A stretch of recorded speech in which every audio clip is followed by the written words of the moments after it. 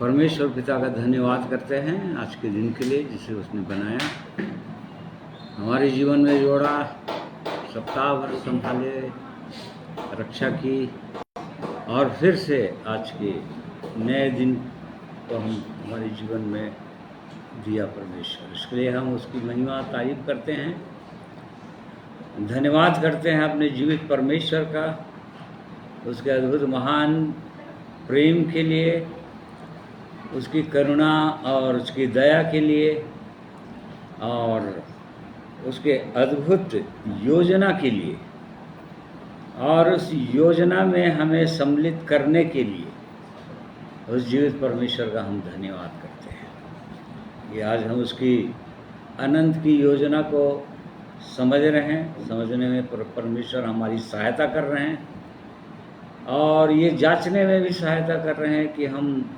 उसकी इच्छा के अनुसार अनंत के लिए हम अपने जीवित परमेश्वर के साथ हैं, नहीं है, उसके साथ रहेंगे।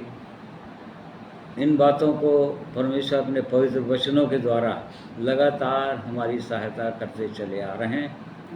इसलिए उस जीवित परमेश्वर का हम धन्यवाद करते हैं, उसकी महिमा तारीफ करते हैं, क्योंकि एकमात्र जीवित सर्वशक्तिमान सर्वज्ञानी सर्वव्यापी परमेश्वर हैं। वो सारे ब्रह्मांड के रचने वाले बनाने वाले परमेश्वर हैं और इसलिए हम उसकी महिमा करते हैं।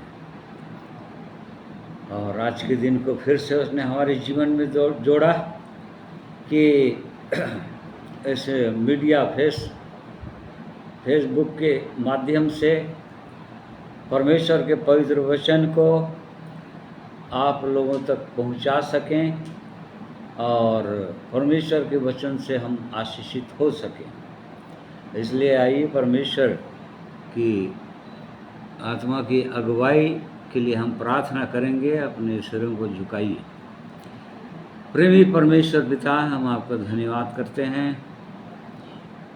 आप प्रेमी परमेश्वर, हमारे सनातन प्रेमी हैं, अद्भुत युक्ति करने वाले पराक्रमी परमेश्वर हैं, अनंत काल के पिता हैं, शांति के राजकुमार हैं और इस कारण से आप हमारे स्वर्गीय पिता, हम आपके चरणों में आते हैं, आपकी स्तुति करना चाहते हैं, आपके पवित्र नाम को जो सब नामों में ऊंचा है उठाना चाहते हैं। और इसलिए आपने फिर से आज के दिन में हमें अवसर दिया कि आपके चरणों में बैठें, आपके पवित्र वचन के प्रकाश में बैठें, आपकी स्तुति की महिमा के गीतों को गाएं और आपकी महिमा करें। और इसलिए प्रभु, हम आपके समय के लिए धन्यवाद करते हैं।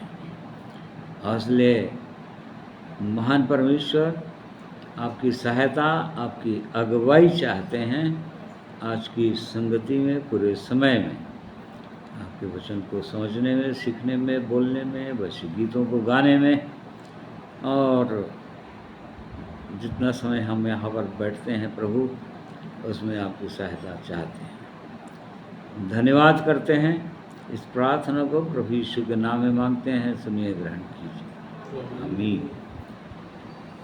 आइए प्रभु की महिमा में कुछ गीतों को गाएंगे, सुनेंगे।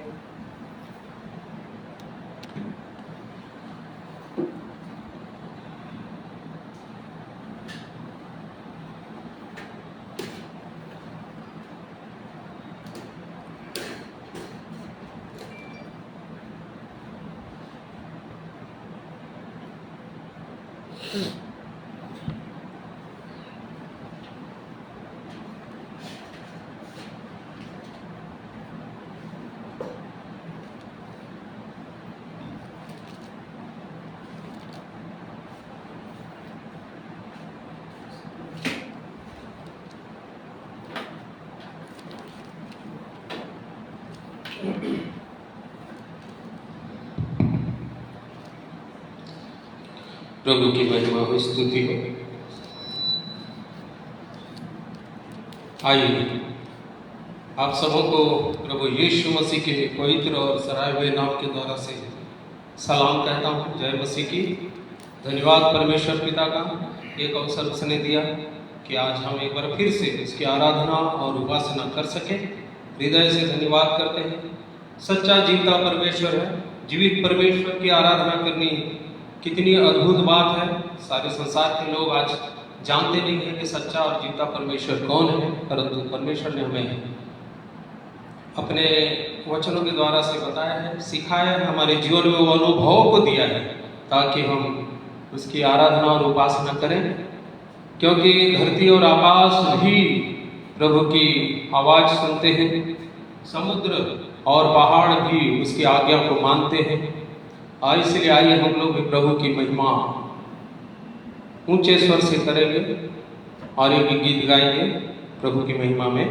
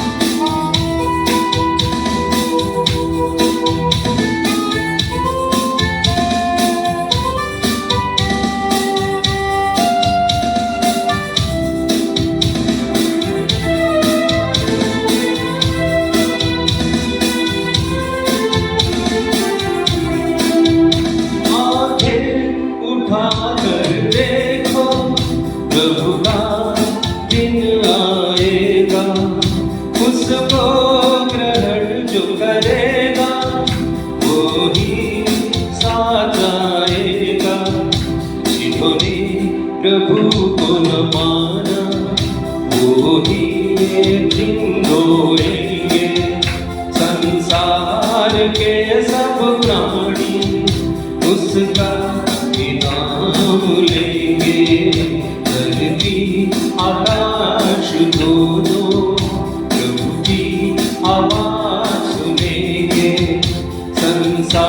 संसार के सब प्राणी उसका ही नाम लेंगे, धरती आकाश दोनों। प्रभु की स्तुति हो।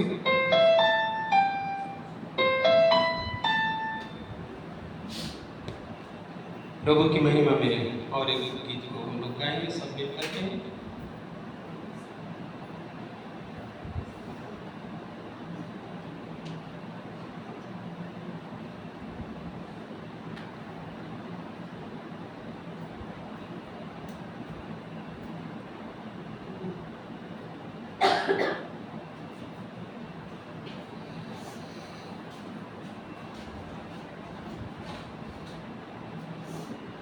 जीवित परमेश्वर की आराधना जिंदगी भर करता रहूंगा।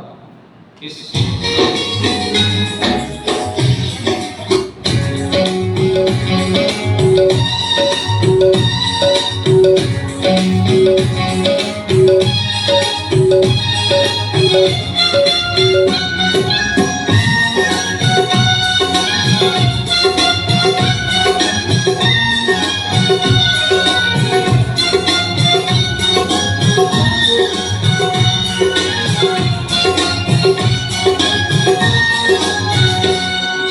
परमेश्वर की आराधना जिंदगी भर मैं करता रहूंगा। जीवित परमेश्वर की आराधना जिंदगी भर मैं करता रहूंगा। नया जीवन दिया यीशु, उस प्यार को कैसे भूलूं। यीशु, उस प्यार को कैसे भूलूं। जीवित परमेश्वर की आराधना जिंदगी भर मैं करता रहूंगा। जीवित परमेश्वर की आराधना जिंदगी भर मैं करता रहूंगा।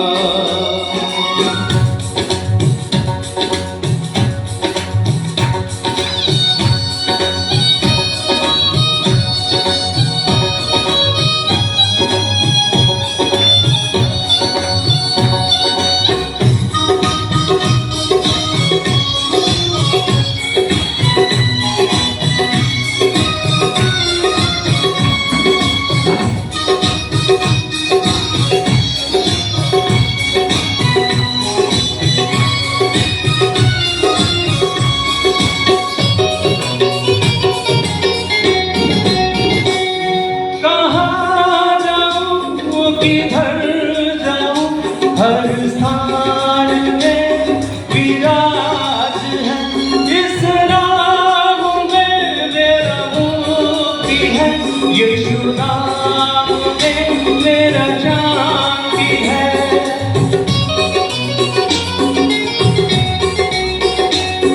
कहाँ जाऊँ किधर जाऊँ, हर स्थान में विराज है। इस नाम में मेरा मुक्ति है। यीशु नाम में मेरा शांति है। मेरा जीवन का सोता है तू, सारी पृथ्वी का मालिक है तू। मेरा जीवन का सोता है तू, सारी पृथ्वी का मालिक है तू। मेरा जीवन दिया यीशु, उस प्यार को कैसे भूलूं। यीशु, उस प्यार को कैसे भूलूं। जीवित परमेश्वर की आराधना जिंदगी भर मैं करता रहूंगा। जीवित परमेश्वर की आराधना जिंदगी भर मैं करता रहूंगा।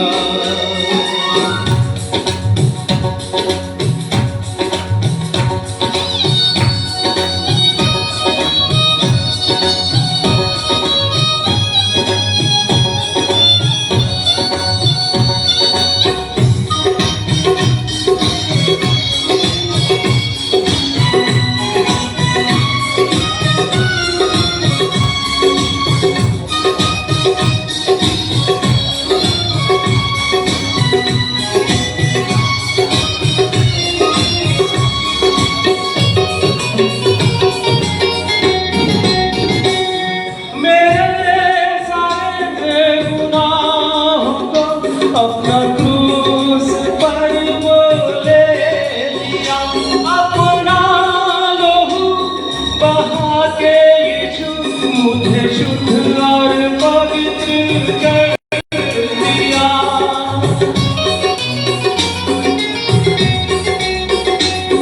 मेरे सारे गुनाहों को अपना क्रूस पर वो ले लिया। अपना लहू बहा के यीशु मुझे शुद्ध और पवित्र कर दिया। मैं कभी ना तुझे त्यागूंगा, मैं कभी ना तुझे भूलूंगा, मैं कभी ना तुझे त्यागूंगा, मैं कभी ना तुझे भूलूंगा। नया जीवन दिया यीशु, उस प्यार को कैसे भूलूं।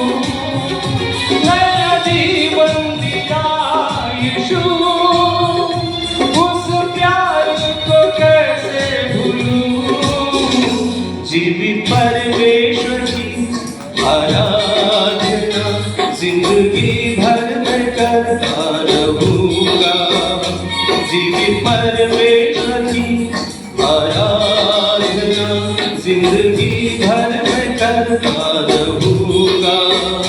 जीवित परमेश्वर की आराधना जिंदगी भर मैं करता रहूंगा। जीवित परमेश्वर की आराधना जिंदगी भर मैं करता रहूंगा।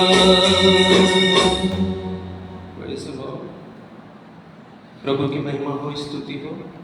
सचमुच में जीवता परमेश्वर है, इसकी आराधना जिंदगी भर अपने जीवन से हम करते रहेंगे। प्रभु हमें हर समय हर पल अपने आशीषों से भरते रहेंगे। प्रभु ने प्रतिज्ञा किया है और वो चाहता है कि हम उसकी आज्ञाओं को सुने और माने भी, ताकि हम हर समय आशीषित रहें। जहाँ अपने जीवन में हम देखते हैं कि कुछ विपत्तियां हैं, कुछ समस्याएं हैं, परेशानियां हैं, तो उसके आशीषों से वंचित हैं। यदि उसके आशीषों से वंचित हैं तो चेक करने की आवश्यकता है कि क्या हम उसकी आज्ञाओं को सही ढंग से मान रहे हैं। यदि नहीं मान रहे हैं तो आज भी हमें अपनी तैयारी करनी आवश्यक है। हम तैयार हो जाएं कि परमेश्वर के उन आशीषों को प्राप्त कर सकें। हम अपने आत्मा को तैयार करें, प्रभु के हाथों में अपने आत्मा को समर्पित करें, अपने देह की क्रियाओं को मारें, क्योंकि हम सब एक आशा लगा करके हैं यहाँ पर कि एक दिन प्रभु यीशु आएंगे, हमें ले जाएंगे, और हम सब इंतजार कर रहे हैं। आइए वचन के भाग में जाने के पहले एक अपनी आत्मा को प्रभु के हाथों में सौंपेंगे, और जबकि उसका इंतजार कर रहे हैं बड़े भय के साथ परमेश्वर के चरणों में बैठ करके प्रभु के वचनों को सुन करके अपनी आत्मा में तैयारी करेंगे। आइए इस गीत को सुन करके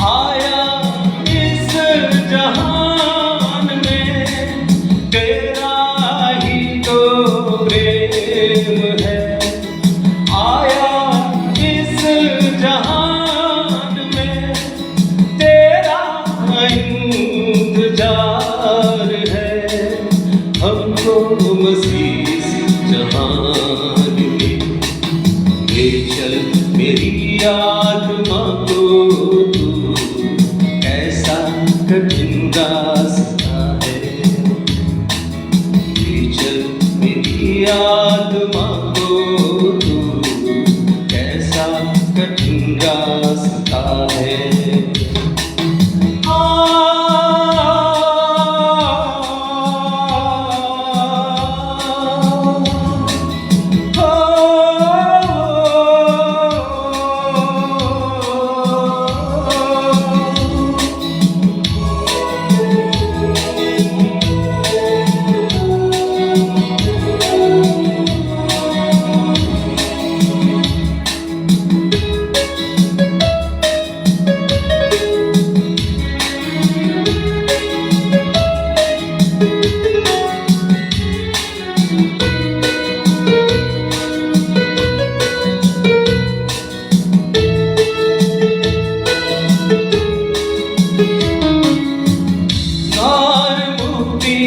केवल यीशु में मिलेगी आज हमें,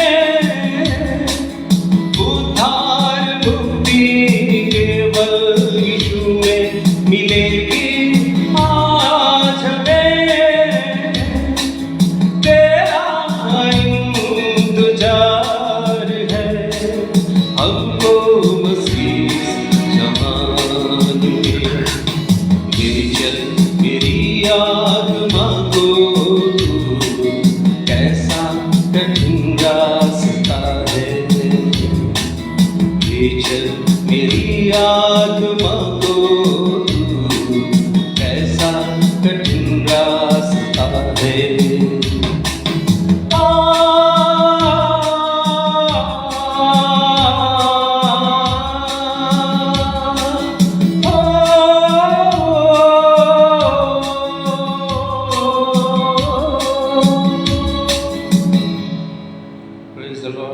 आइए हम अपने आत्मा को सच में वचन के आधार पे परमेश्वर के हाथों में सौंपेंगे। वही ले जाने वाला परमेश्वर है, वही सहायता करने वाला परमेश्वर है। आइए हम सब अपने जीवन को तैयार करें, वचन को सुने।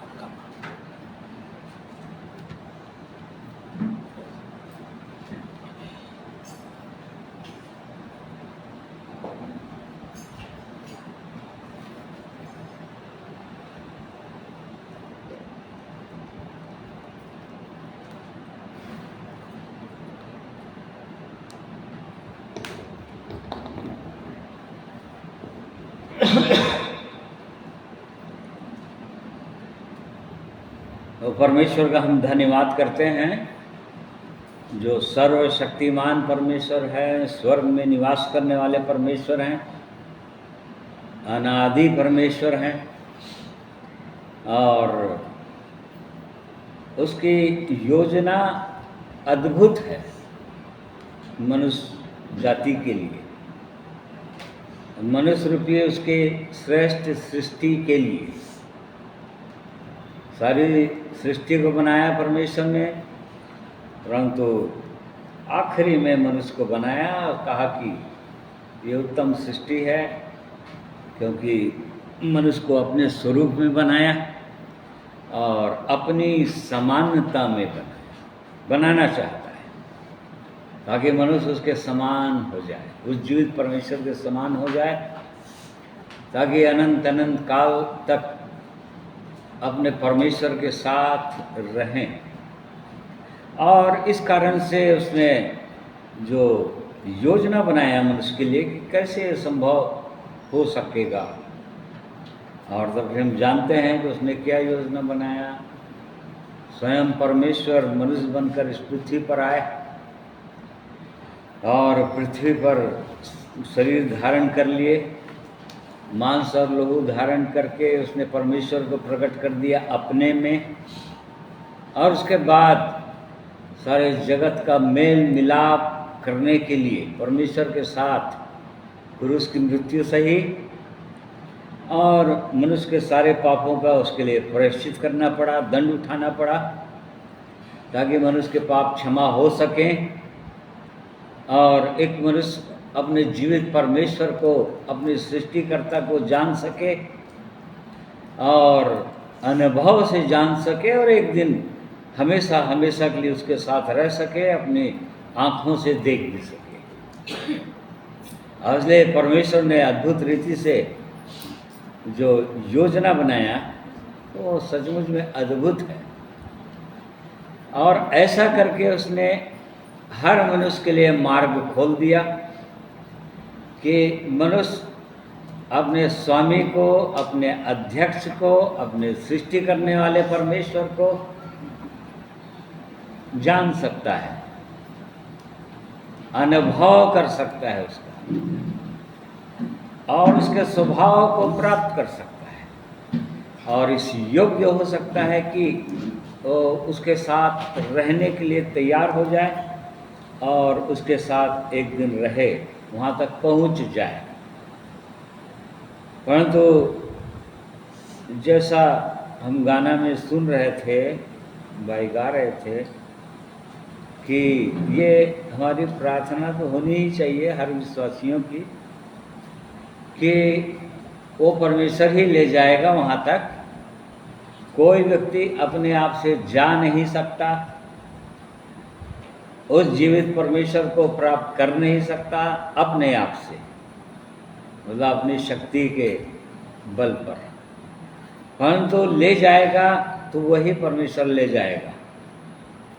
तो कैसे ले जाएगा? वो अपनी आत्मा के द्वारा ले जाएगा, पवित्र आत्मा के द्वारा, जिसके विषय में प्रभु यीशु ने बार बार बताया, जैसे कि यूहन्ना 16 अध्याय, जॉन 16 वर्सेस 12 to 15, 12 से 15 पद तक। देखिए यहाँ पर प्रभु यीशु क्या बोल रहे थे, समझ जाइए। प्रभु यीशु अपने चेलों के साथ इस अध्याय में विदाई ले रहे थे, मतलब आखिरी वार्तालाप था क्रूज पर जाने से पहले अपने चेलों के साथ, जो लोग प्रभु यीशु पर विश्वास कर रहे थे, उसके पीछे पीछे चल रहे थे और निश्चित रूप से लोग डरे हुए थे, घबराए हुए थे, परंतु प्रभु यीशु उनको ढाढ़स देना चाह रहा था और बताना चाह रहा था कि तुमको डरने की आवश्यकता नहीं, क्योंकि ये परमेश्वर की इच्छा और योजना है। देखिए 12 से 15, यूहन्ना 16 अध्याय उसका 12 से 15। मुझे तुमसे और भी बातें कहनी हैं, परंतु अभी तुम उन्हें सह नहीं सकते। परंतु जब वह अर्थात सत्य का आत्मा आएगा तो तुम्हें सब सत्य का मार्ग बताएगा, क्योंकि वह अपनी ओर से ना कहेगा, परंतु जो कुछ सुनेगा वही कहेगा और आने वाली बातें तुम्हें बताएगा। वह मेरी महिमा करेगा, क्योंकि वह मेरी बातों में से लेकर तुम्हें बताएगा। जो कुछ पिता का है वह सब मेरा है, इसलिए मैंने कहा कि वह मेरी बातों में से लेकर तुम्हें बताएगा। यहाँ पर प्रभु यीशु पवित्र आत्मा के विषय में ही बोल रहे थे कि जो कुछ करेगा वो पवित्र आत्मा करेगा, जो तुम अभी नहीं जान रहे हो। प्रभु यीशु अपने चेलों को बोल रहे थे, तुम उसको नहीं जानते हो। क्यों? क्योंकि न तो तुम उसको देखते हो और न जानते हो, और न संसार तो कभी जान ही नहीं पाएगा। संसार तो जानते ही नहीं, परंतु तुम जानोगे, उसको अनुभव करोगे। ये प्रभु यीशु लगातार 14, 15, 16 इन अध्यायों 13 अध्याय से लगातार प्रभु यीशु अपने चेलों के ही साथ बात कर रहे थे इन अध्यायों में। और एकदम समझ जाइए कि प्रभु यीशु उनसे विदाई ले रहे थे या अंतिम बातें जो कहना था प्रभु यीशु को वो कह रहे थे, और ये बता रहे थे कि पवित्र आत्मा आएगा, वो सब कुछ करेगा और मुझको बहुत सारी बातें कहनी है अभी और तुम सह नहीं सकोगे। ये सच है। क्यों? क्योंकि वो डरे हुए तो ऐसे डरे हुए तो वो लोग क्या सह सकते प्रभु यीशु की बातों को, वो नहीं सह पाते। वो जो कठिन मार्ग है उसकी बातों को लोग नहीं सह पाते, नहीं समझ भी नहीं पाते, क्योंकि समझ भी नहीं पा रहे थे वो लोग। तो यहाँ पर आज भी संसार में लोग परमेश्वर को नहीं समझ पा रहे हैं। क्यों? क्योंकि पवित्र आत्मा को नहीं समझ पा रहे हैं। जो लोग पवित्र आत्मा को समझ जाते हैं या पवित्र आत्मा का अनुभव जिनके जीवन में आ जाता है, वही लोग उस परमेश्वर को भी समझ सकते हैं। वो परमेश्वर कौन है, क्या है। यहाँ पर इस बात को जानना जरूरी है कि पवित्र आत्मा है कौन। ये कोई व्यक्ति है जो बार बार इसमें शब्द आया वह, मतलब प्रभु यीशु बोल रहे थे जब वह आएगा, मतलब प्रोनाउन है, सर्वनाम है। पवित्र आत्मा के बदले में या परमेश्वर के बदले में वो बार बार इस बात को बोल रहे थे कि वो व्यक्ति है या पर्सन है। वो कोई ऐसी कल्पना नहीं है या जिसको छू लिए या पकड़ लिए या किसी प्रकार से उसके सामर्थ्य को थोड़ी देर के लिए प्राप्त कर लिए और उसके बाद ख़त्म हो गया। ऐसा कुछ बात नहीं है। इस बात को प्रभु यीशु बताना चाह रहे थे मनुष्य को, अपने चेलों को खासकर। और आज सारी दुनिया में, ईसाई जगत में भी, चूंकि पवित्र आत्मा को लोग समझ नहीं पा रहे हैं, वो क्या है, कौन है, और कुछ भी समझते हैं पवित्र आत्मा को। लोग अलग अलग ढंग से कुछ भी समझ लेते हैं अपनी समझ और अपनी बुद्धि के अनुसार, परंतु ये पूरी रीति से जो परमेश्वर है, जैसे परमेश्वर त्रिएक परमेश्वर है, इस बात को हम सब विश्वास करते हैं। तो त्रिएक परमेश्वर है, मतलब एक ही परमेश्वर है जो तीन रूपों में प्रकट होता है। जैसे कि पिता जो स्वर्ग में है, सिंहासन पर बैठा हुआ है, पुत्र जो इस पृथ्वी पर उद्धार के लिए आए थे और उद्धार के कार्य को पूरा करके क्रूस पर मृत्यु को सहकर मरकर जी उठकर वो चले गए, पिता के दाहिने हैं अभी, पुत्र हैं वो। और तीसरा, वही परमेश्वर पवित्र आत्मा के रूप में आज इस पृथ्वी में है। वो पृथ्वी में आ गए। कहाँ पर?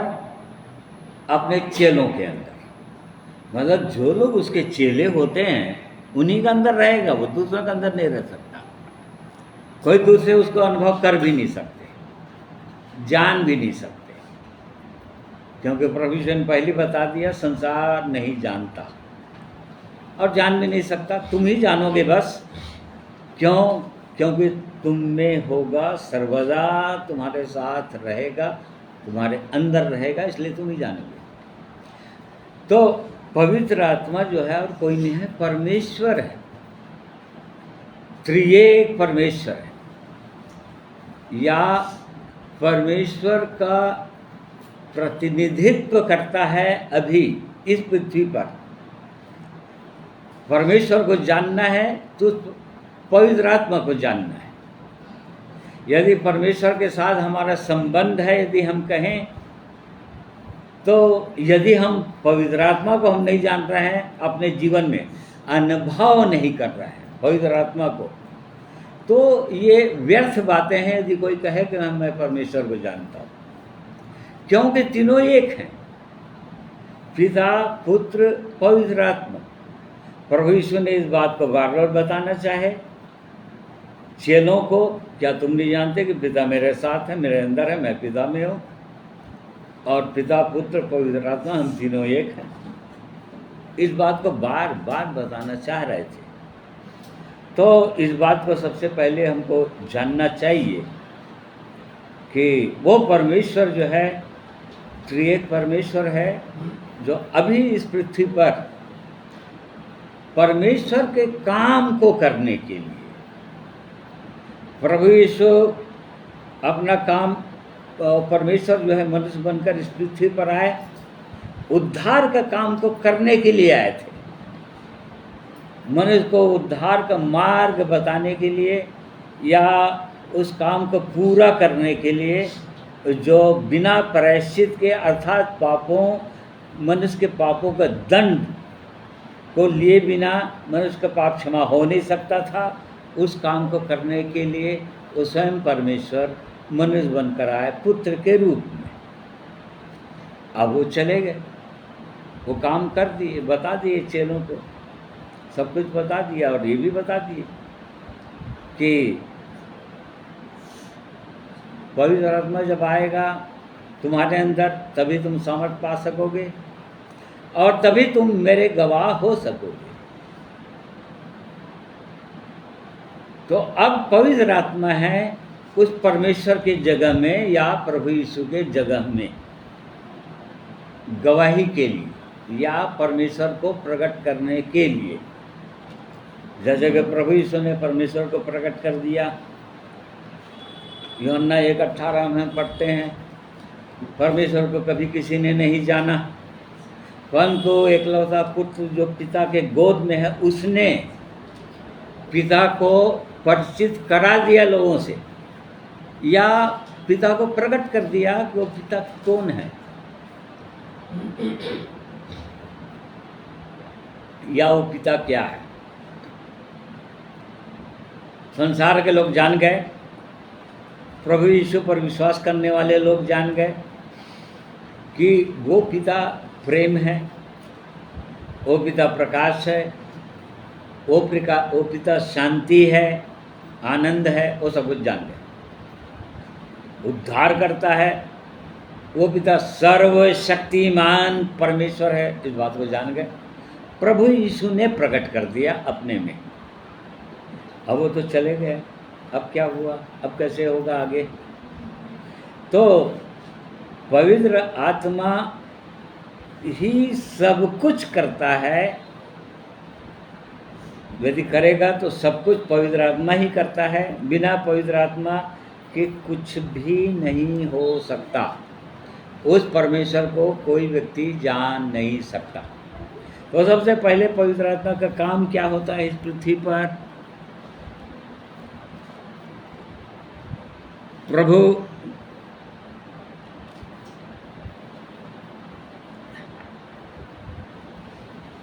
जैसे ही पवित्र आत्मा आया तो उसके द्वारा परमेश्वर एक जीवन देता है, मनुष्य को नए जन्म का अनुभव देता है, नया जन्म देगा। जैसे कि नीति यूहन्ना 3 अध्याय में हम पढ़ते हैं, 3 से आगे या विशेषकर 5 से आगे, जो आत्मा से जन्मा है वो आत्मा है, परंतु जो शरीर से जन्मा है वो शरीर है।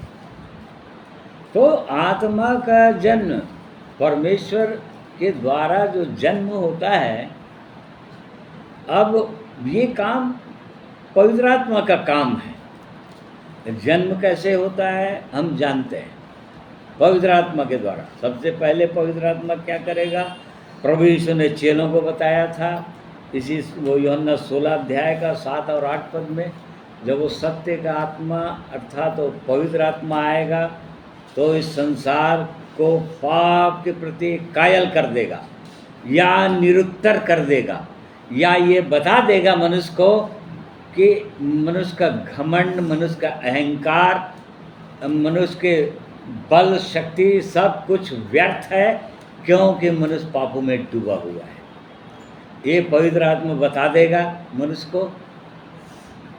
प्रभु यीशु ने साफ साफ बताया, पाप के प्रति कायल कर देगा, निरुत्तर कर देगा, धार्मिकता के प्रति निरुत्तर कर देगा। आज मनुष्य किसी किसी कामों को करने के द्वारा सोचता है कि हम धर्मी हैं या परमेश्वर हमारे जीवन से प्रसन्न है। आज सारे संसार में लोग ऐसे सोच रहे हैं। कुछ भला काम या जिसको वो लोग समझते हैं कि धर्म का काम या पुण्य का काम, वो लोग जो समझते हैं संसार के लोग, ऐसा करके सोचते हैं कि वो परमेश्वर हमसे प्रसन्न है या हम परमेश्वर नहीं। उसको भी पवित्र आत्मा बता देता है कि जो भी तुम धर्म के काम कर रहे हैं मेरी दृष्टि में मैले और चिथड़ों के समान है, इससे ज़्यादा कुछ भी नहीं। मतलब कचरा है, इसको फेंक दो कचरे के डब्बे में। तुम्हारे धर्म के काम जो भी करते आ रहे हो बचपन से, परमेश्वर की दृष्टि में मनुष्य के काम, धर्म के काम मैले और कुचले के समान है। हम इस बात को जानते हैं, परमेश्वर ने बता दिया, जैसा 64 में लिखा हुआ है। तो इस चीज़ को बता देता है पवित्र आत्मा। उसके बाद न्याय के विषय में बता देता है, निरुत्तर कर देता है मनुष्य का न्याय कैसे होना चाहिए या वो न्याय में वो कहाँ पर है। यदि परमेश्वर अभी न्याय करने लग जाए या अभी मृत्यु हो जाए मनुष्य का, तो कहाँ जाने वाला है, क्या होने वाला है उसका, उसके प्रति मनुष्य को निरुत्तर कर देता है। ऐसा करके एक मनुष्य को जीवन देता है, न्याय जन्म देता है, बालक के रूप में देता है, बालक के रूप में पैदा होता है। अब वो परमेश्वर चाहता है कि केवल वहीं पर नहीं रहो, बालक बन गए, बालक के रूप में परमेश्वर के घर में पैदा हो गए, परमेश्वर के संतान बन गए। अब संतान, केवल बालक रहोगे तो उससे काम नहीं चलेगा। आगे बढ़ते बढ़ते कहाँ तक पहुँचना है, एक वचन पढ़िए, रोमियो 8 अध्याय उसका 14 पद, रोमन्स 8:14। इसलिए कि जितने परमेश्वर के आत्मा के चलाए चलते हैं वे ही परमेश्वर के पुत्र हैं। हाँ देखिए, जो लोग परमेश्वर के आत्मा के चलाए चलते हैं, यहाँ पर पुत्रत्व वो जीवन मिल चुका है। 8 अध्याय का 1-2 पद से हम पढ़ रहे हैं, वो जीवन का वो लोग अनुभव करने लग गए हैं अब, ठीक है। पवित्र आत्मा भी आ गया है। अब बोल रहा है पवित्र आत्मा क्या काम करना चाहिए एक विश्वासी के जीवन में, इस बात को बताते ही चला आ रहा है। यदि पवित्र आत्मा नहीं है तो 9 पद में हम पढ़ते हैं, 10 पद में मसीह का आत्मा नहीं तो उसका जन्म नहीं, अर्थात मसीही नहीं है। यदि मसीह का आत्मा किसी के अंदर नहीं है वो मसीही है ही नहीं परमेश्वर की दृष्टि में। वो भले कितनों भी अपने आप को मसीह कहते रहें परंतु तो मसीह नहीं, इस बात को बता रहा है। और यदि पवित्र आत्मा नहीं है, जिसके अंदर पवित्र आत्मा रहेगा, और 11 पद पढ़िए बोला, यदि उसी का आत्मा जिसने यीशु को मरे हुए में से जिलाया तुम में बसा हुआ है, तो जिसने मसीह को मरे हुए में से जिलाया वह तुम्हारी नश्वर देहों को भी अपने आत्मा के द्वारा जो तुम में बसा हुआ है जिलाएगा। देखो, यदि मसीह का आत्मा रहेगा तो जिलाएगा, बोल रहा है, जिसने उस प्रभु यीशु को मुर्दों में से जिला दिया।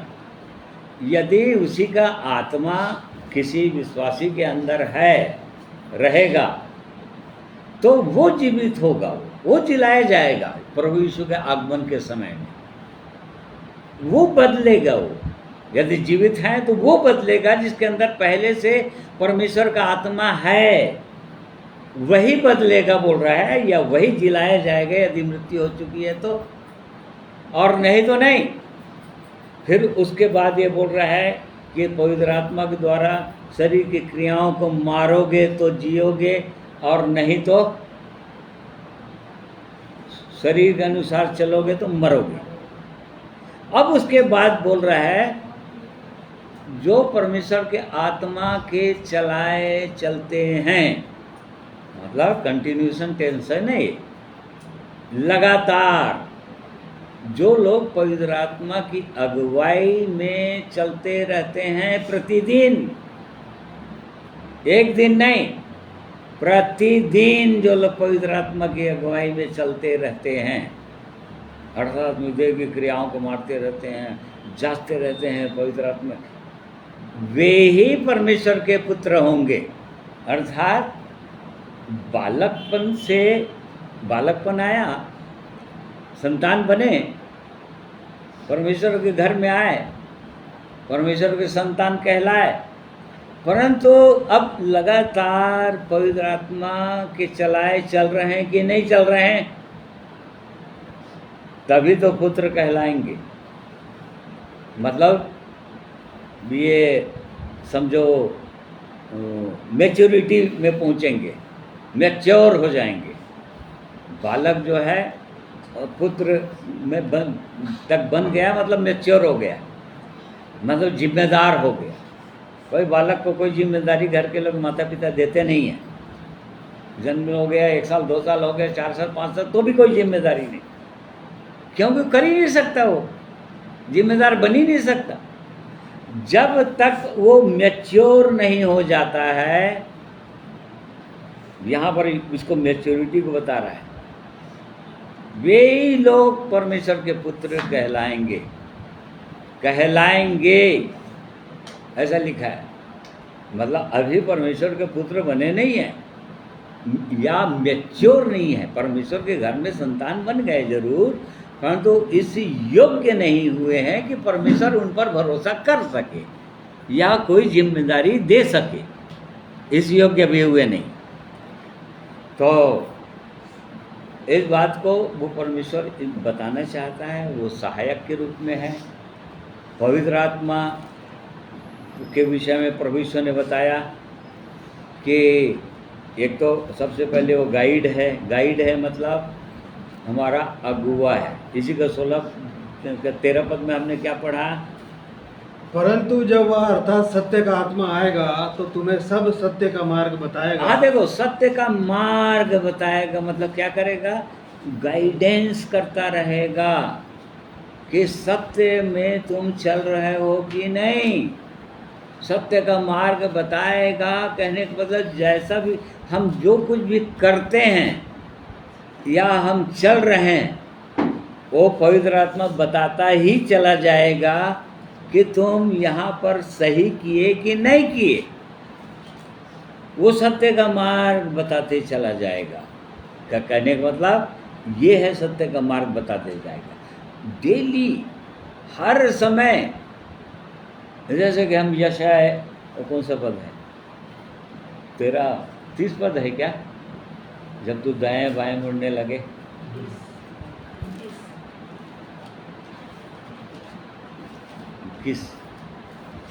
जब कभी तुम दहनी या बाईं ओर मुड़ने लगो, तब तुम्हारे पीछे से यह वचन तुम्हारे कानों में पड़ेगा, मार्ग यही है, इसी पर चलो। हाँ देखो, इसको कहते हैं पवित्र आत्मा के चलाए चलना, मतलब प्रतिदिन के व्यवहारिक जीवन में प्रतिदिन चलना।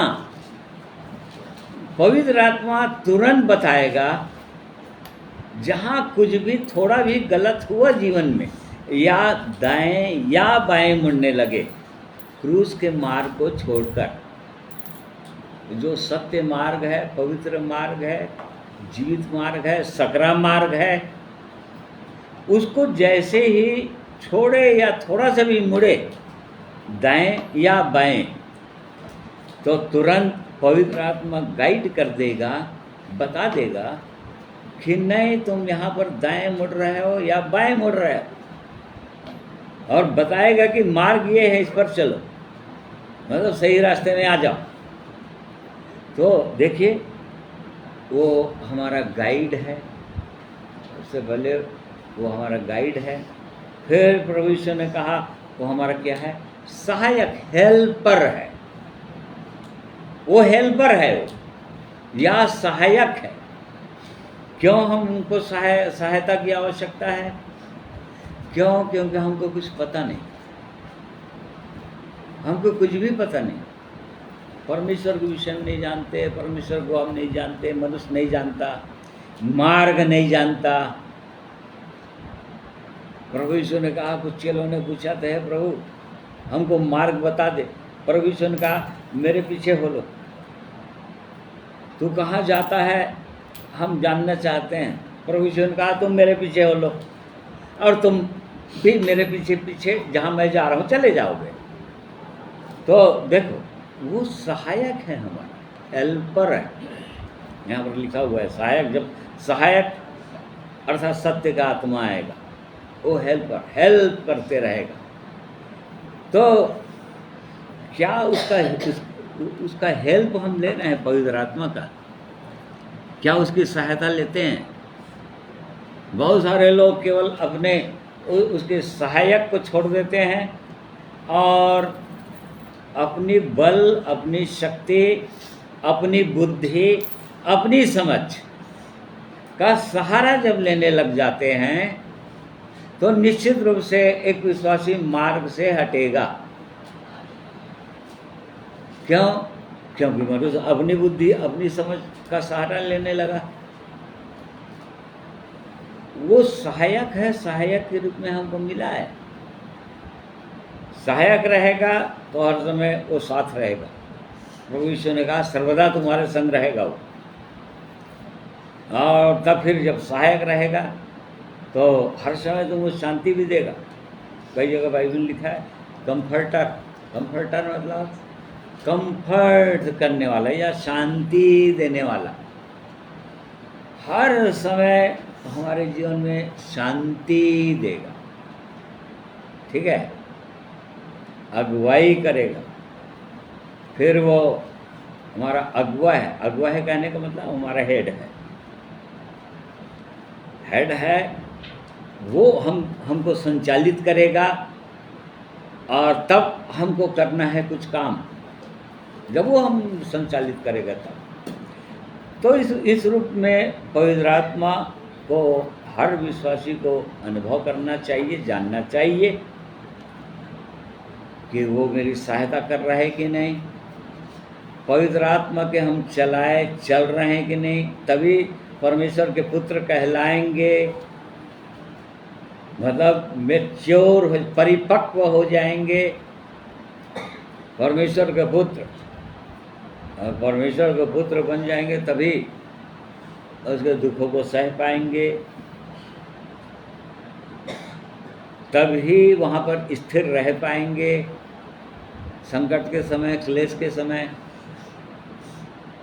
क्या मैच्योर हो जाएंगे और सामर्थ्य से भरे रहेंगे।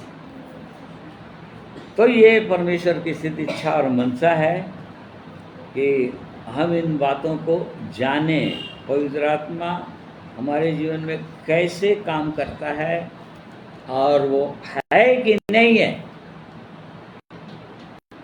उसमें हम बने हैं कि नहीं। बार बार प्रभु यीशु ने कहा, जब तुम मुझ में बने रहोगे, मेरे वचन में बने रहोगे, तभी तुम मेरे चेल। कैसे बने रहेगा मनुष्य? उसका पहचान क्या होगा? कैसे जानेगा कि उसके साथ हम बने हुए हैं कि नहीं, परमेश्वर के साथ बने हुए हैं कि नहीं? पवित्र आत्मा के द्वारा ही एक विश्वासी जान सकता है। क्यों? क्योंकि वचन में बने हुए, वचन के द्वारा जानेंगे। वचन तो अपन बहुत जानते हैं, ऐसा सोच सकता है एक विश्वासी। वचन तो हम पढ़ते हैं, वचन तो हर विश्वासी पढ़ता है। वचन को पढ़ते हैं, वचन प्रचार भी करते हैं। वचन, बहुत सारे वचनों को जान चुके हैं, वचन के भेदों को जान चुके हैं। तो लेकिन ये पहचान कैसे होगा कि हम उसमें बने हुए हैं, परमेश्वर में बने हुए हैं?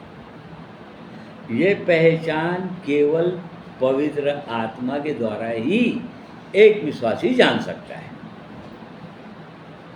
फिर जो काम कर रहे हैं वो सही है कि नहीं, कहीं उसको भी कैसे जानेंगे?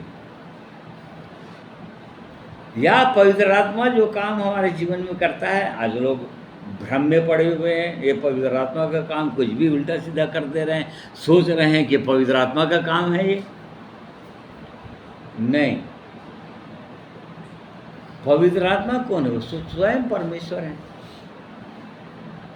वो स्वयं वचन है, वो स्वयं वचन को लिखने वाला है। पवित्र आत्मा की प्रेरणा से ही तो वचन लिखा गया है, ये परमेश्वर का ही तो वचन है ये, और वो भी पवित्र आत्मा के द्वारा ही तो लिखा गया है।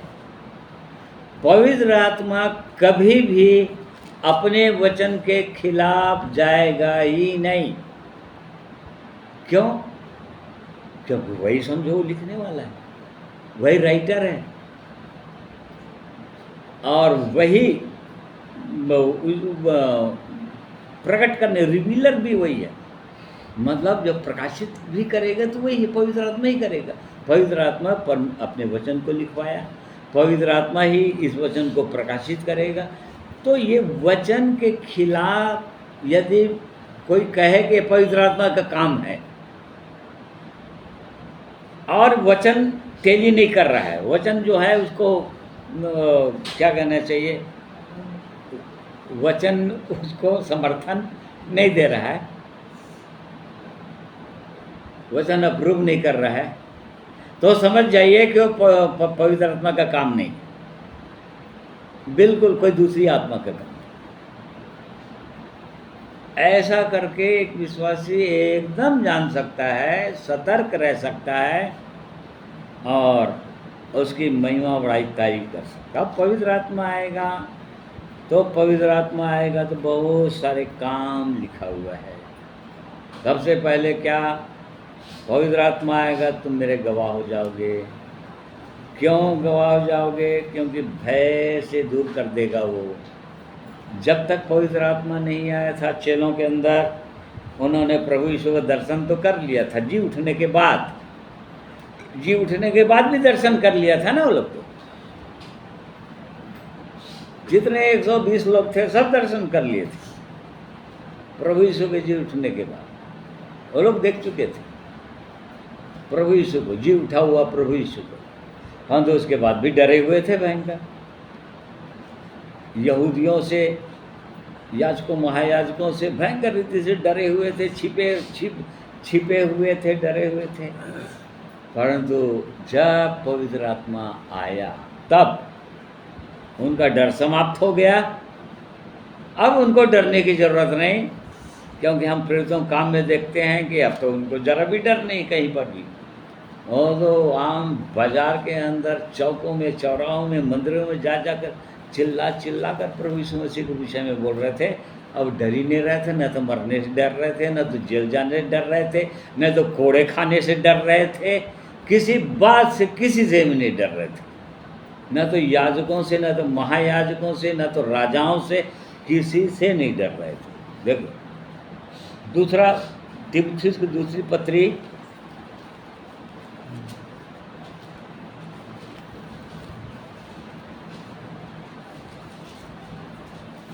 उसका 1 अध्याय का 7वां पद। क्योंकि परमेश्वर ने हमें भय की नहीं पर सामर्थ और प्रेम और संयम की आत्मा दी है। हाँ, ये किस संदर्भ में पौलुस प्रेरित लिख रहा था तीमुथियुस को? एक पद और, इसलिए हमारे प्रभु की गवाही से और मुझसे जो उसका कैदी हूँ लज्जित ना हो, पर उस परमेश्वर की सामर्थ के अनुसार सुसमाचार के लिए मेरे साथ दुख उठा। हाँ देखो, ये भय, तेरे अंदर भय रहना नहीं चाहिए। आप, मैं कैद हूँ, मेरे कैदी की दशा में मुझसे लजा मत, भय मत खा, परंतु मेरे समान तू भी सुसमाचार के लिए दुख उठा, और उसके लिए सामर्थ्य की जरूरत है। इसलिए पौलुस प्रेरित यहाँ पर बोल रहा था कि परमेश्वर ने हमें भय की नहीं दिया। देखो, भय की आत्मा नहीं दिया है, परंतु कौन सी आत्मा दिया? सामर्थ, प्रेम, संयम। ये उस आत्मा, मतलब आत्मा की क्वालिटी है, या आत्मा का गुण है, या पवित्र आत्मा का प्रभाव जो होगा काम करने के लिए। अब परमेश्वर का काम करना है। प्रभु यीशु ने जिस काम को छोड़ दिया आगे के लिए, अब प्रेरितों को उस काम को करना था, प्रेरितों ने जितना काम किया, प्रेरितों के काम में जो लिखा हुआ है अब वो लोग छोड़ दिए, और उसके बाद जो लोग प्रेरित बने या चेले बने प्रभु यीशु के, वो लोग करते रहे, और इस प्रकार से लगातार अब तक जारी है। और उसके लिए जब काम करना है तो कैसे काम होगा? फिर भय से नहीं होगा जरा भी, किसी भी प्रकार से भय खाए यदि भयभीत हो गए प्रभु यीशु के नाम के कारण से, वचन के कारण से, सुसमाचार के कारण से, तो वो परमेश्वर का काम नहीं कर सकते बोला। इसलिए बोला भय की आत्मा नहीं दिया, परंतु सबसे पहले कौन सी आत्मा दिया? सामर्थ। कौन सी सामर्थ? मनुष्य के सामर्थ्य नहीं। जैसे पुराने नियम जकरिया नबी की पुस्तक, उसका 4 अध्याय उसका 6वां पद पढ़िए वाला। तब उसने मुझे उत्तर देकर कहा, जरुब्बाबेल के लिए यहोवा का यह वचन है, ना तो बल से और ना शक्ति से, परंतु मेरे आत्मा के द्वारा होगा। मुझ सेनाओं के यहोवा का यही वचन है। देखो, सेनाओं का यहोवा बोल रहा है। सेनाओं का यहोवा मतलब जिसके पास सेना है, वो परमेश्वर बोल रहा है जिसकी सेना है, मतलब जिसके सैनिक है, एकदम मार्चिंग करते रहते हैं, एकदम सिस्टमेटिक करते रहते हैं, जिनके पास पूरा हथियार है। पुराने नियम के अंदर उनके पास तो पूरा हथियार रहता था, ढाल, झिलम और ये वो सब, तलवार, ये सब जो उनके पास हथियार होता था सेना के पास। तो सेनाओं के यहोवा यहाँ पर कह रहा है, भविष्यवाणी कर रहा है जकरिया नबी के द्वारा। क्या? फिर से पढ़िए। तब उसने मुझे उत्तर देकर कहा, जरुब्बाबेल के लिए यहोवा का यह वचन है, ना तो बल से और ना शक्ति से, परंतु मेरे आत्मा के द्वारा होगा। हाँ, देखो, ना तो बल से होगा। बल मतलब आज मनुष्य के पास जो भी बल है, शारीरिक बल है, ताकत, शरीर में जो ताकत है, भुजाओं में जो ताकत है, खाने पीने से, अच्छा खाने पीने से जो शरीर में बल रहता है, उसको बल बोल रहा है। ना तो बल से मनुष्य की मतलब कितना बलवान है, उससे मेरा काम नहीं होगा। वो जो मेरा काम होगा, परमेश्वर का काम होगा, सुसमाचार सुनाने के काम होगा, आत्माओं को बचाने का काम होगा, वो बल से नहीं होगा, शारीरिक बल से नहीं होगा। चाहे कितना भी बलवान हो जाए मनुष्य, उससे काम चलेगा ही नहीं बोला। और नहीं शक्ति से। शक्ति से मतलब बहुत लोग पावर बोल रहे हैं यहाँ। शक्ति मतलब पावर। पावर से मतलब मनुष्य आगे चलकर अपने पढ़ाई लिखाई और पद और प्रतिष्ठा के बल में, या कई बार राजनीति के बल में बड़ा पावर उनके पास रहता है, शक्ति उनके पास रहता है। हाँ, पॉलिटिकल पावर है वो रहेगा, यदि राजनीतिक पावर है, यदि या और किसी प्रकार से अपना पढ़ाई लिखाई के कारण से बहुत ऊंचे पद पर चले गए, वो वाला पावर है, शक्ति है। उससे भी परमेश्वर का काम किसी भी प्रकार से हो नहीं सकता, ये बोल रहा था परमेश्वर यहाँ पर जकरिया नबी के द्वारा। न तो बल से, न तो शक्ति से, परंतु मेरी आत्मा के द्वारा ही होगा। जरुब्बाबेल के लिए परमेश्वर का वचन है, जो सेनाओं का यहोवा है। जिसके पास सेना है उसका ये वचन है। पवित्र अर्थात पवित्र आत्मा के द्वारा होगा। तो ये कौन सा पावर है? प्रभु यीशु ने कहा, जब पवित्र आत्मा आएगा तब तुम सामर्थ पाओगे,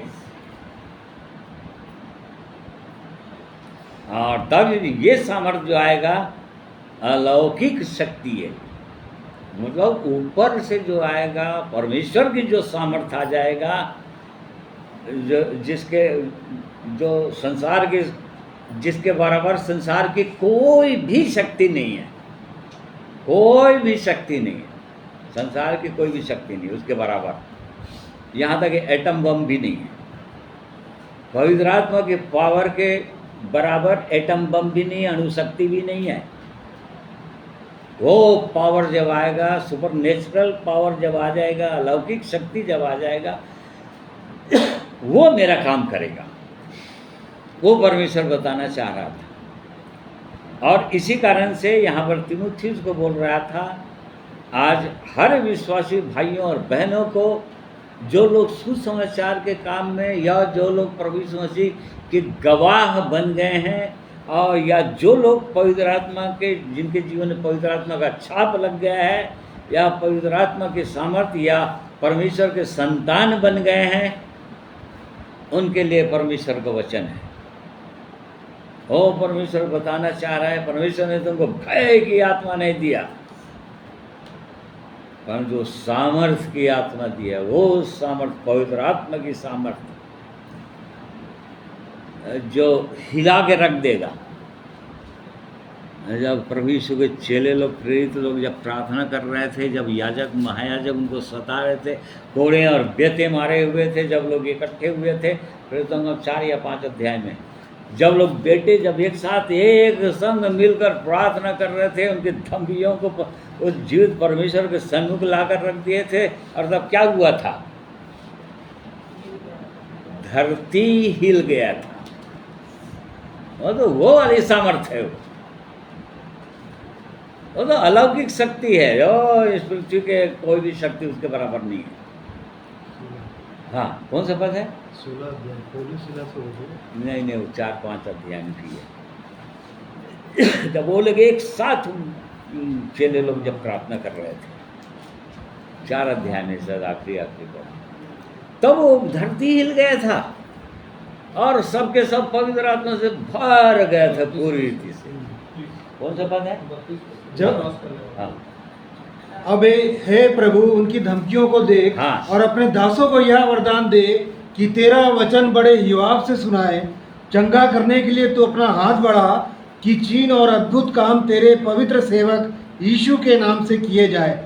जब वे प्रार्थना कर चुके, तब वह स्थान जहाँ वे इकट्ठा थे हिल गया, और वे सब पवित्र आत्मा से परिपूर्ण हो गए और परमेश्वर का वचन हिवाब से सुनाते रहे। देख लो, ऐसा पवित्र आत्मा से भरता है परमेश्वर। जो लोग एक मन एक चित्त के हो गए थे, डर नहीं रहे थे, और प्रभु के चरणों में आकर एक साथ प्रार्थना कर रहे थे, वो स्थान जहाँ पर इकट्ठे थे वो स्थान ही हिल गया।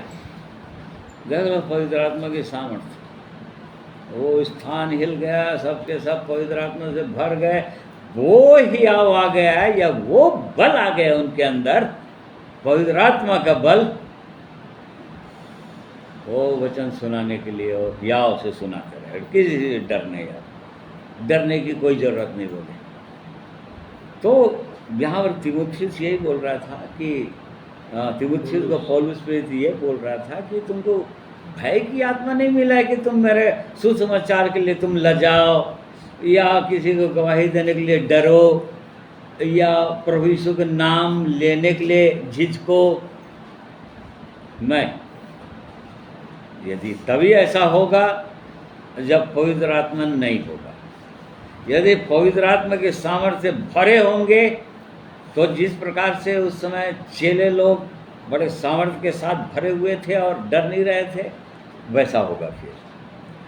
तो परमेश्वर के वचन में हमने पढ़ा कि भय की नहीं, परंतु सामर्थ्य की आत्मा दिया है काम करने के लिए।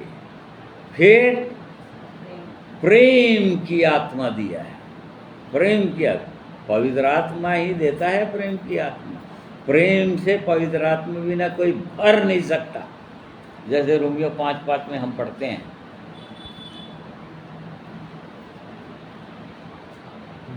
पढ़िए। और आशा से लज्जा नहीं होती, क्योंकि पवित्र आत्मा जो हमें दिया गया है, उसके द्वारा परमेश्वर का प्रेम हमारे मन में डाला गया है। देखो, प्रेम जब आ जाएगा तो प्रेम बड़ी शक्ति है।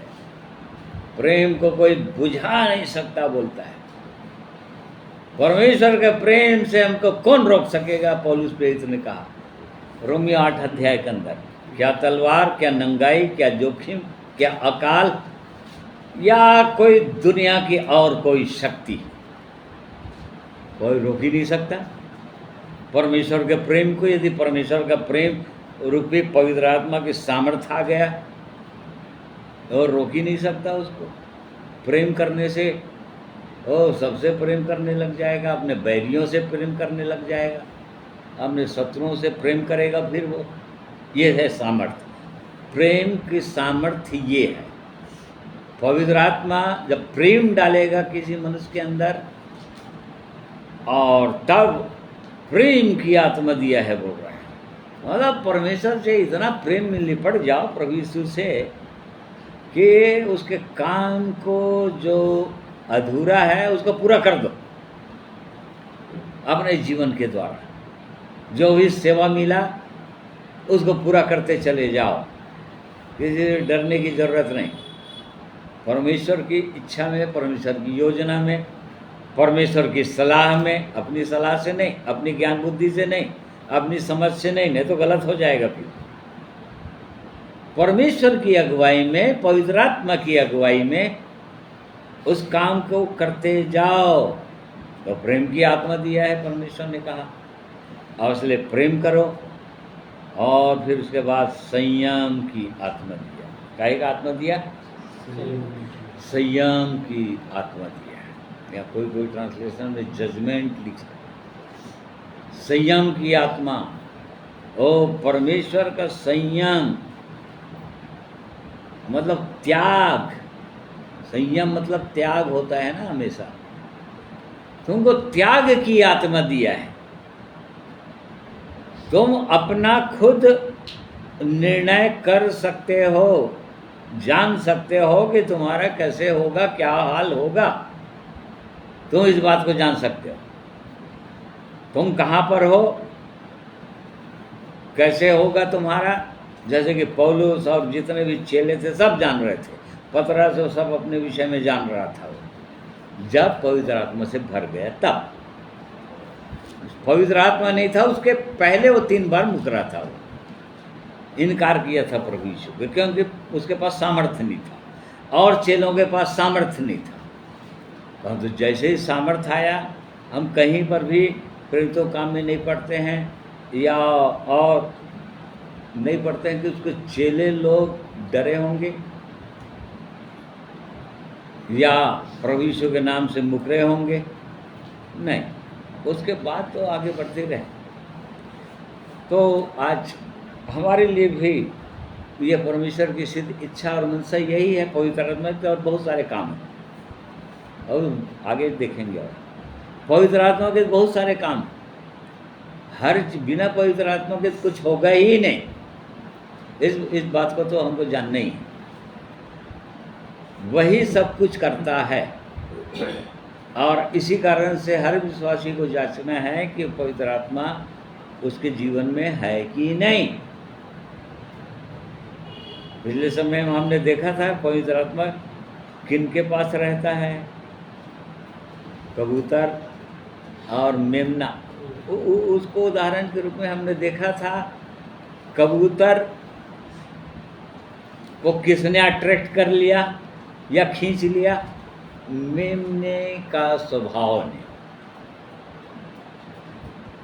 मेमने का स्वभाव, मेमने का जीवन, नम्र जीवन, नम्रता का जीवन, पवित्रता का जीवन, अपने आप को बलिदान देने के का जीवन, वहीं पवित्र आत्मा रहेगा। उसके विपरीत हमने देखा था कि क्रोध आया, कड़वाहट आया और जलन, डाह, ईर्ष्या आया, क्षमा नहीं करने का जो विचार आया, पवित्र आत्मा रहेगा ही नहीं।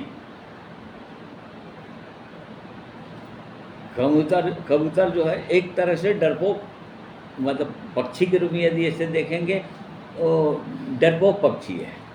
मतलब जरा भी उसके पास चलोगे भड़ से उड़ जाएगा वो। मतलब कुछ भी यदि खटका हुआ, खटक हुआ, मतलब उड़ जाएगा वो।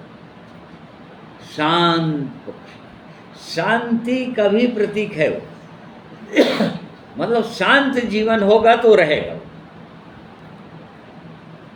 तो हमको जांचना चाहिए अपने जीवन। हर विश्वासियों को अपने अपने जीवन को जांचना चाहिए कि क्या पवित्र आत्मा के चलाए हम चल रहे हैं?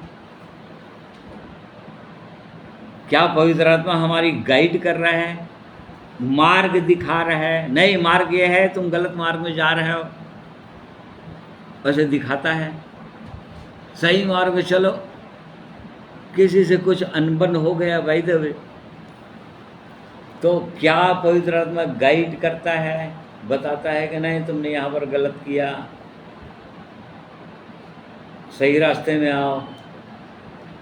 तो पवित्र आत्मा का काम है ये सब, हमारे पास नहीं है वो शक्ति। और अपनी शक्ति को तो प्रभु यीशु ने कहा क्रूस पर चढ़ा दो। अपनी शक्ति से नहीं, उसको क्रूस पर होना है। हमारी इच्छा क्रूस पर होना चाहिए, सेल्फ लाइफ क्रूस पर। और तब पवित्र आत्मा गाइड करता है, गाइड करना चाहिए। और इस कारण से तब हमको जांचना है कि क्या हम परिपक्वता की ओर बढ़ रहे हैं कि नहीं। यदि पवित्र आत्मा का छाप लगा है, हर विश्वासी के अंदर लग जाता है, जो लोग नए जन्म प्राप्त करते हैं, वो पवित्र आत्मा का छाप लगी।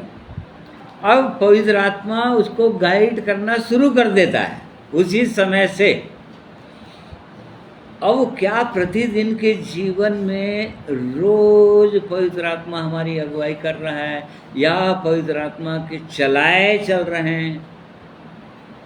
और तब तो वहाँ तक पहुँच पाएंगे, पुत्रत्व तक, तब तो पुत्र कहलाएंगे उसके। क्यों? क्योंकि किसकी बाट जो रहा है, ये पृथ्वी भी लिखा हुआ है परमेश्वर के पुत्र, चेलों के नहीं, विश्वासियों की नहीं, परमेश्वर के पुत्रों के प्रकट होने की बाट जो रहा है। सृष्टि भी बड़ी आशा से, ओ कब हमको छुटकारा मिलेगा, वो भी दासत्व गुलामी में, ये सृष्टि भी गुलामी में है, ये पृथ्वी भी गुलामी में, अर्थात श्राप के अधीन है। इसलिए तो सारे संसार में, पृथ्वी पर भी राज्य कौन कर रहा है? शैतानी राज्य कर रहा है, चाहे पहाड़ों में हो, चाहे पेड़ों में हो, चाहे नदियों में हो, चाहे कहाँ कहीं भी हो, शैतान ही राज्य कर रहा है। श्रापित हो चुका है। ये पृथ्वी भी छुटकारे के लिए बाट जो रहा है। कब परमेश्वर के पुत्र प्रकट होंगे इस पृथ्वी पर, अर्थात कब वो श्राप से छूटेगा, कब होगा हमको मालूम है, कब होगा? 1000 वर्ष के राज्य जैसे ही आरंभ होगा, जैसे ही परमेश्वर के पुत्र के लोग आ जाएंगे इस पृथ्वी पर प्रभु यीशु के साथ, और पृथ्वी का नेचर जो है, स्वभाव जो है, एकदम बदल जाएगा। क्यों? क्योंकि श्राप से छुटकारा मिल जाएगा इस पृथ्वी को भी। फिर कांटे उठ कटारे नहीं उगेंगे कहीं पर, आपको दिखाई नहीं देगा कहीं पर कांटा उठता, सब फल ही फल दिखाई देगा, अदन की बगीचे के समान। तो ये पृथ्वी भी परमेश्वर के पुत्रों के प्रकट होने की बाट जो रहा है। इसलिए क्या हम पवित्र आत्मा के चलाए चल रहे हैं? क्या हम उस परिपक्वता के मैच्योरिटी की ओर बढ़ते जा रहे हैं, या रुक गए? हर विश्वासी को जांचना चाहिए और इन वचनों के प्रकाश में अपने जीवन को सौंपना चाहिए, देना चाहिए। नहीं प्रभु, यहाँ पर मेरी बाट रुक चुकी है और यहाँ पर ये कुछ तो गड़बड़ हो गया है प्रभु, क्योंकि पवित्र आत्मा का आनंद, पवित्र आत्मा की शांति, पवित्र आत्मा का प्रेम जीवन में नहीं अनुभव कर रहा हूँ। क्योंकि पवित्र आत्मा नहीं है। और भर प्रभु मुझको पवित्र आत्मा से भर, तब होगा। तो इसलिए परमेश्वर इन वचनों के द्वारा हम में से हर एक की सहायता करें कि हम जांचें कि वो पवित्र आत्मा जो पर्सन है, ये व्यक्ति है, उसके साथ हमारा संबंध कैसा है, उसके साथ हमारा संबंध कैसा है। इस बात को हर विश्वासी को जांचना चाहिए। परमेश्वर अपने वचनों के द्वारा हमेशा हर एक की सहायता करें, अगुवाई। आइए एक गीत और सुनेंगे उन भाई उदय के द्वारा।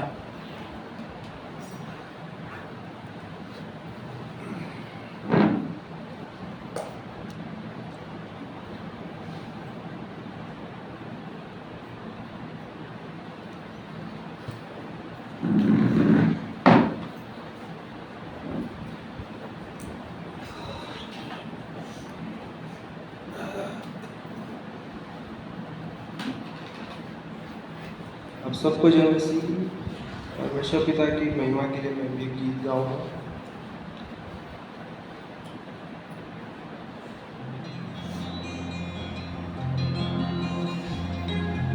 बोझ सबके गुनाह का उठाकर वो लिए जा रहा है।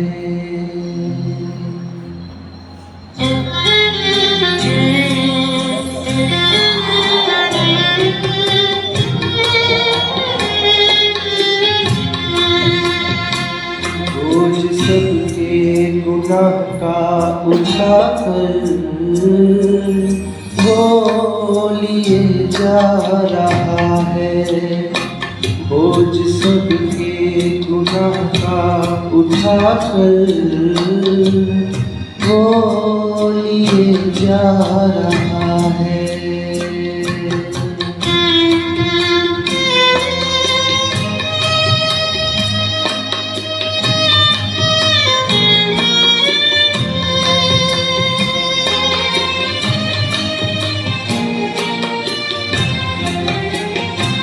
क्या खता थी हमारे मसीह की, जालिमों ने जो तो सजा दी।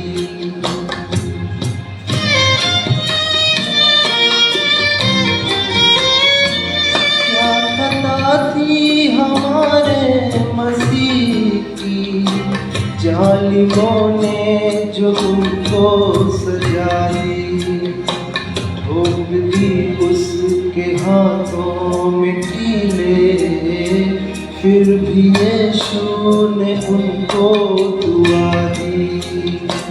भोग दी उसके हाथों में कीले, फिर भी यीशु ने उनको दुआ दी। बोझ सबके गुनाह का उठाकर वो लिए जा रहा है।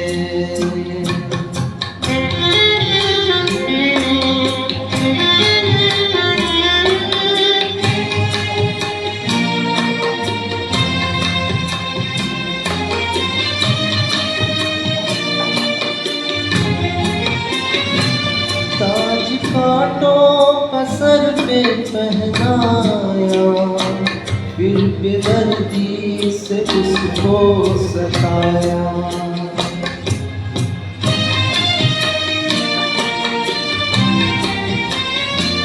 ताज कांटों का सर पे पहनाया, किस बेदर्दी से उसको सताया।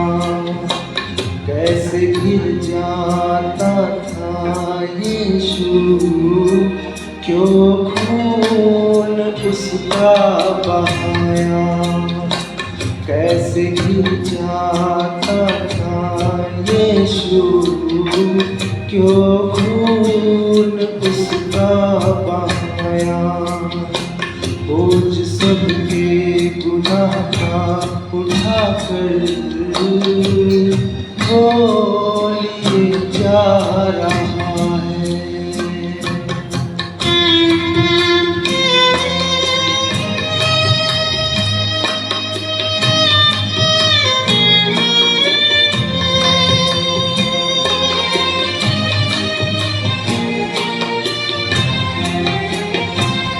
सूली पर था मसीह बेसहारा, उसकी पसली में जब भाया मारा।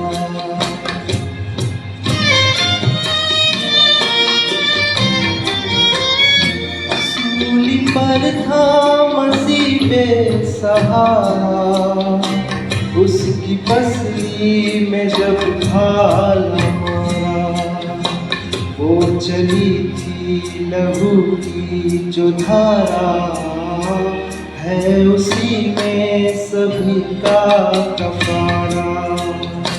वो चली थी लहू की जो धारा, है उसी में सभी का कफारा। बोझ सबके गुनाह का उठाकर वो लिए जा रहा है। बोझ सबके गुनाह का उठाकर वो लिए जा रहा है, वो लिए जा रहा है, हाँ वो लिए जा रहा है।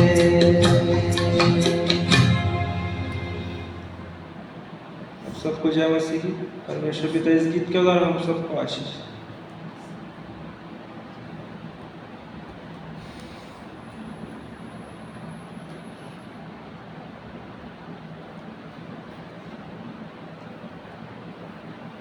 परमेश्वर का धन्यवाद करते हैं सुंदर गीत के लिए, और उसके गीत के अंदर जो बोल है उसके लिए, जिसमें प्रभु यीशु ने जो दुख उठाया एक मनुष्य के लिए कि वो उद्धार पा जाए, वो जीवित परमेश्वर को अपने स्वामी को जान जाए और सदा सर्वदा के लिए उसके साथ रहे। और इस कारण से प्रभु ने ये काम किया, दुख उठाना पड़ा उसको, बोझ सहना पड़ा, और ये अद्भुत उद्धार के काम को प्रभु यीशु ने पूरा कर दिया, क्रूस पर जाकर अपनी मृत्यु देकर और जी उठकर और स्वर्ग जाकर। और इसलिए परमेश्वर का हम धन्यवाद करते हैं, और इसी कारण से उस परमेश्वर की इच्छा है जो कुछ भी उसने किया हमारे लिए सब किया। हम जान रहे हैं कि इसलिए किया कि मनुष्य नाश न हो, अर्थात अनंत आग में ना जाए, क्योंकि वो परमेश्वर जिसने अनंत आग को बनाया वो जानता है उसकी पीड़ा कैसी पीड़ा होगी, और इसलिए वो नहीं चाहता कि कोई भी जाए, परंतु एक मनुष्य उद्धार पा जाए, उद्धार पा जाए अर्थात परमेश्वर से जुड़ जाए, परमेश्वर को जान जाए व्यक्तिगत रीति से। और पवित्र आत्मा के द्वारा ही हम इन बातों को जान सकते हैं, समझ सकते हैं, और पवित्र आत्मा के रूप में परमेश्वर हमारे अंदर रह सकता है। इस बात को हमने देखा, परमेश्वर का धन्यवाद करते हैं। और इसलिए आइए परमेश्वर इन सब बातों में हमारी अगुवाई करें, हमारी सहायता करें कि हम पवित्र आत्मा और अपने व्यक्तिगत जीवन में आदर दे सकें, महिमा दे सकें, जिस प्रकार से हम परमेश्वर की महिमा करते हैं, क्योंकि पवित्र आत्मा को हमने देखा कि और कोई नहीं, स्वयं परमेश्वर है वो, और इसलिए हमको उसको महिमा देना है, उसके चरणों में झुकना है, दंडवत करना है। परमेश्वर इसमें भी हमारी सहायता अगुवाई करें। आइए प्रार्थना करें। प्रेमी परमेश्वर पिता, हम आपको धन्यवाद करते हैं, आज के दिन में आपने हमारी सहायता की, आपके अद्भुत उपाय जो आपने हमारे लिए किया है, मनुष्य के लिए किया है, उसको हम जान पाएँ, समझ पाएँ, और धन्य है वे लोग जो लोग इन बातों को समझ पा रहे हैं। आपका बड़ा अनुग्रह जिनके जीवन में हुआ है, यदि हमारे जीवन में हुआ है तो हम आपका धन्यवाद करते हैं पिता। में से हर एक की और सहायता कीजिए कि आपका अनुग्रह हमारे जीवन से व्यर्थ न जाने पाए, हमारे हाथों से व्यर्थ न जाने पाए, परंतु और आपके अनुग्रह में हम वो सब काम कर सकें जो आपने हमारे लिए करने के लिए पहले से तैयार रखा है।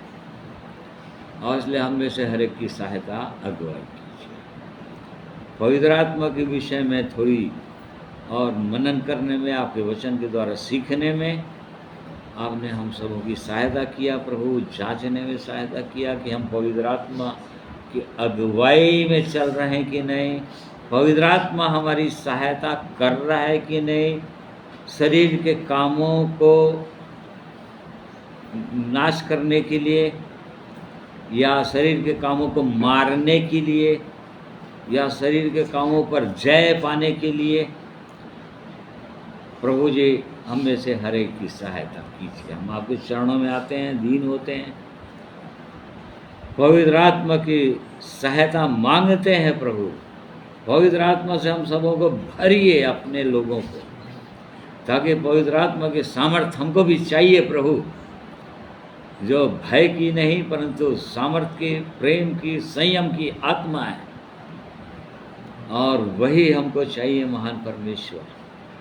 इसलिए अपने आप को जीवनों का हाथों में सौंप देते हैं, आपके वचन के लिए धन्यवाद करते हैं, पवित्र आत्मा की सहायता के लिए धन्यवाद करते हैं। वचन बोलने में, सुनने में आपने हमारी सहायता किया, और वैसे ही महिमा के गीतों को गाने में आपने अपने प्रिय लोगों की सहायता किया।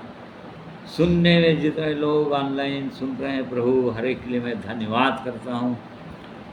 हर एक के जीवन में आपका अद्भुत काम लगातार होने ही पाए प्रभु, और हर को अब तैयार कीजिए, हर कोई आगे बढ़ने पाए प्रभु, सिद्धता की ओर बढ़ जाएं, ताकि वो इनाम पाए जो सबके लिए आपने रखा है पहले से।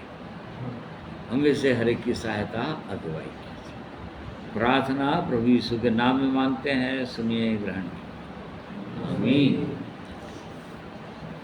प्रिय भाई बहनों, आप सबों को मैं धन्यवाद करता हूँ। आज के दिन में आपने वचन को सुनने के लिए समय दिया, प्रभु के चरणों में बैठने के लिए समय दिया, और निश्चित रूप से पवित्र आत्मा आपकी अगुवाई करेगा। यदि आप चाहेंगे तो, वो बुलाएंगे तो परमेश्वर हम में से हर एक की सहायता करें, अगुवाई करें। आप सबों को मैं धन्यवाद करता हूँ। आप सबों को प्रभु यीशु मसीह के पवित्र नाम में जय मसीह।